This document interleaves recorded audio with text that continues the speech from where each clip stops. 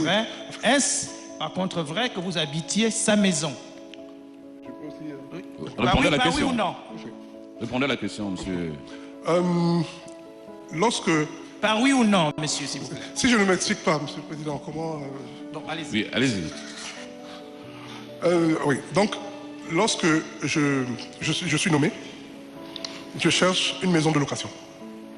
Et donc, comme font beaucoup de personnes, je demande à comment on les appelle, les démarcheurs de me trouver une maison dans Kanda. Donc, ils font des démarches, ils reviennent vers moi, ils me disent, ils ont trouvé une maison dans Kanda, ils situent l'endroit. Je demande à ma femme d'aller regarder. Donc, elle va regarder et elle dit, ouais, la maison est pas mal. Mais elle était gérée par une agence.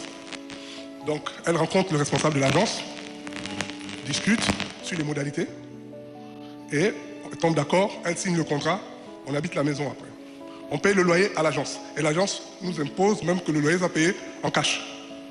Je dis bon, pas de problème, on paye le loyer en cash.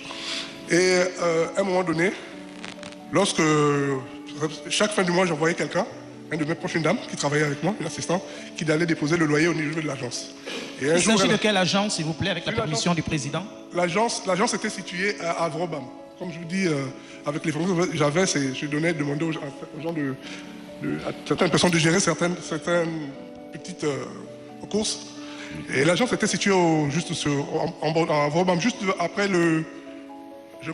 la courte échelle. Il y a une école appelée la courte échelle là. Voilà. Donc, elle arrive, elle dit, l'agence est fermée. L'agence est fermée, qu'est-ce qui se passe? On n'a pas d'infos. Et à un moment donné, je demande à mes gars de la sécurité de quand même essayer d'avoir des renseignements. Pourquoi cette agence a été fermée? Et ce que les personnes du quartier leur disent, c'est que l'agence a été impliquée dans... il y avait une poursuite judiciaire et tout ça, et elle a fermé. Mais on leur dit aussi que la maison appartiendrait à la cruche. Je dis ok. Donc, j'essaie de faire le rapport. Je me dis, donc ça veut dire que peut-être l'agence, soit elle était à lui, soit c'était une agence un peu qui gérait ses biens. Faisons un peu l'économie de tout cela. Okay. Alors... Et ensuite, juste une minute, je finis. Allez-y. Okay. Donc, je demande à madame mon assistante de se rendre au parquet, chez le procureur de la République, au cabinet, pour essayer de demander comment ça doit se passer pour les biens de la rue, puis je savais que les biens avaient été saisis.